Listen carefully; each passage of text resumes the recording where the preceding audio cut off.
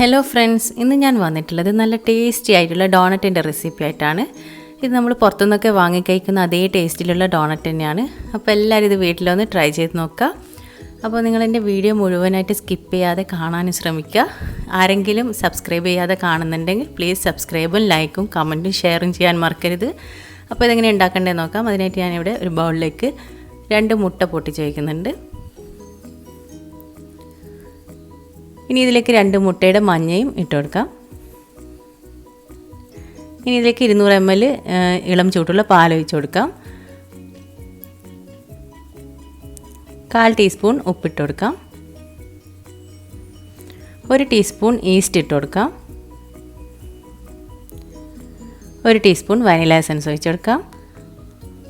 1/2 cup പഞ്ചസാര ഇട്ട് കൊടുക്കാം. അതിനുശേഷം ഇതെല്ലാം കൂടി നന്നായിട്ടൊന്ന് മിക്സ് ചെയ്തെടുക്കുക. ഇതിൽ പാൽ ചേർക്കുമ്പോൾ ഇളം ചൂടുള്ള പാൽ തന്നെ ചേർക്കണം.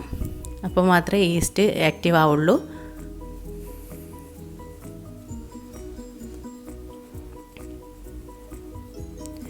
ഇനി ഇതിലേക്ക് 3/4 കിലോ മൈദ കുറേശ്ശെയായിട്ട് മിക്സ് ചെയ്തെടുക്കാം.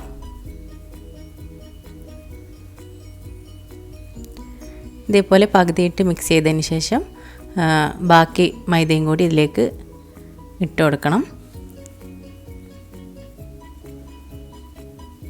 ഇതിലേക്ക് ഇനി ബാക്കി മൈദയും കൂടി ഇട്ട് കൊടുക്കാം.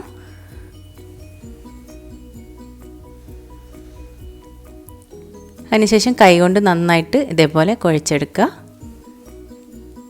ഇത് ബ്രെഡിൻ്റെ മാവൊക്കെ പോലെ തന്നെ കുറച്ച് സ്റ്റിക്കി ആയിട്ടാണ് ഉണ്ടാവാൻ. കൈക്ക് ഒട്ടിപ്പിടിക്കുന്ന രീതിയിൽ തന്നെയാണ് ഇതിൻ്റെ മാവിരിക്കുക. ഇനി ഇതിലേക്ക് 100 ഗ്രാം ബട്ടർ ചേർത്ത് കൊടുക്കാം. അതിനുശേഷം നന്നായിട്ട് സോഫ്റ്റായിട്ട് നല്ല സ്മൂത്തായിട്ട് ഇതൊന്ന് കുഴച്ചെടുക്കുക. ഇത് ബട്ടർ ചേർത്തതിന് ശേഷം അങ്ങനെ കയ്യിൽ ഒട്ടിപ്പിടിക്കൊന്നുമില്ല. ഇതേപോലെ നന്നായിട്ടൊന്ന് കുഴച്ചെടുക്കുക. ഇതിനി ഒരു 3 മണിക്കൂർ അടച്ച് വെച്ച് പൊങ്ങാൻ വേണ്ടി വെക്കണം. ഇത് അടച്ച് വെച്ച് പൊങ്ങാൻ വേണ്ടി വെക്കുക. ഇപ്പോൾ നമ്മുടെ മാവ് പൊങ്ങി വന്നിട്ടുണ്ട്.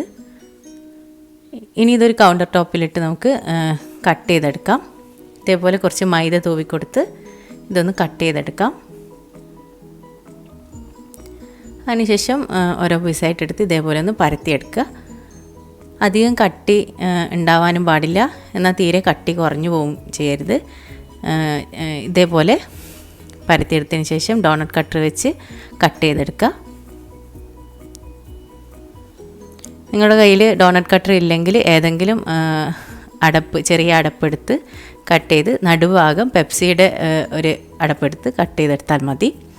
ഇനി ഞാനിവിടെ ഇതേപോലെയുള്ള കുക്കി കട്ടർ കൊണ്ടും കട്ട് ചെയ്തെടുക്കുന്നുണ്ട്. ഹാർട്ട് ഷേപ്പിലുള്ള കുക്കി കട്ടറാണിത്. ഇനി ഇത് നമുക്ക് 15 മിനിറ്റ് റെസ്റ്റ് ചെയ്യാൻ വേണ്ടി വെക്കാം. അതിനുശേഷം ഇത് ഡീപ്പ് ഫ്രൈ ചെയ്തെടുക്കാം. അധികം എണ്ണ ചൂടുണ്ടാവാൻ പാടില്ല. ചെറിയ ചൂടുള്ള എണ്ണയിലിട്ട് ഇത് ലോ ഫ്ലെയിമിലാക്കി ഒന്ന് ഫ്രൈ ചെയ്തെടുക്കുക.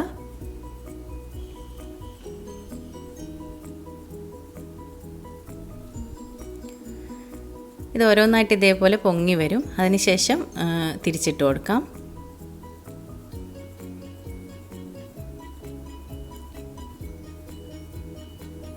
മറ്റേ സൈഡും ഇതേപോലെ ഒന്ന് ഫ്രൈ ചെയ്തെടുത്ത് ബ്രൗൺ ആക്കി എടുക്കുക.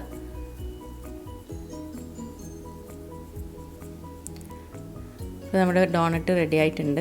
ഇത് നമുക്ക് കോരി മാറ്റാം.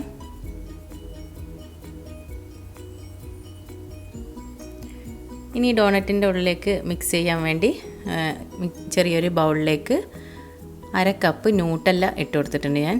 നിങ്ങൾക്ക് ചോക്ലേറ്റ് മെൽറ്റ് ചെയ്തത് വേണമെങ്കിൽ ചേർത്ത് കൊടുക്കുക. ഇനി ഇതിലേക്ക് 1/4 കപ്പും 2 ടേബിൾ സ്പൂൺ അധികവും ഫ്രഷ് ക്രീം ഞാൻ ചേർത്ത് കൊടുത്തിട്ടുണ്ട്. അതിനുശേഷം നന്നായിട്ടിത് മിക്സ് ചെയ്തെടുക്കുക. ഇനി ന്യൂട്ടല്ലയുടെ മിക്സ് പകുതി എടുത്ത് ഇതേപോലെയുള്ള പൈപ്പിംഗ് ബാഗിലാക്കി കൊടുക്കുക.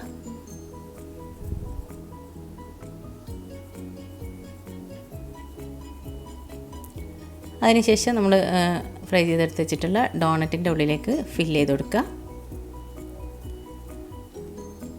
ഇത് ചൂടോടെ ഫില്ല് ചെയ്ത് കൊടുക്കുമ്പോൾ പെട്ടെന്ന് തന്നെ ചെയ്യാൻ പറ്റും. ഇതേപോലെ ഓരോന്നും ചെയ്ത് വെക്കുക. അതിനുശേഷം ഞാനിവിടെ 2 ടേബിൾ സ്പൂൺ പഞ്ചസാര പൊടിച്ചതിലേക്ക് 1 ടീസ്പൂൺ കറുവപ്പട്ട പൊടിച്ചത് മിക്സ് ചെയ്ത് വെച്ചിട്ടുണ്ട്. ഇതിലേക്ക് ഫില്ല് ചെയ്ത് വെച്ച ഡോണറ്റ് ഡിപ്പ് ചെയ്ത് എടുത്ത് വെക്കുക. ഇതേപോലെ ഡിപ്പ് ചെയ്ത് വെക്കുക. ഇത് കഴിക്കാൻ നല്ല ടേസ്റ്റിയാണ്.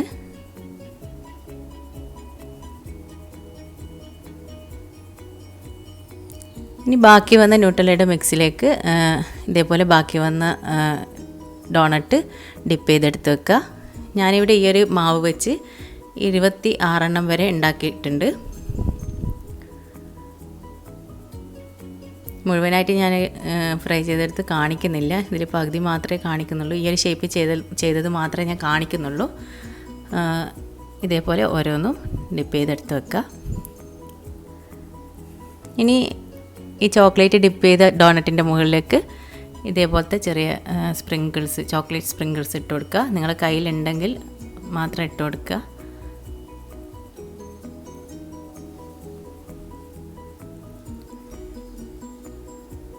ഇനി ഇതിൻ്റെ മുകളിലേക്ക് ചെറിയ വൈറ്റ് പേൾസും കൂടി ഞാൻ ഇട്ട് കൊടുക്കുന്നുണ്ട്.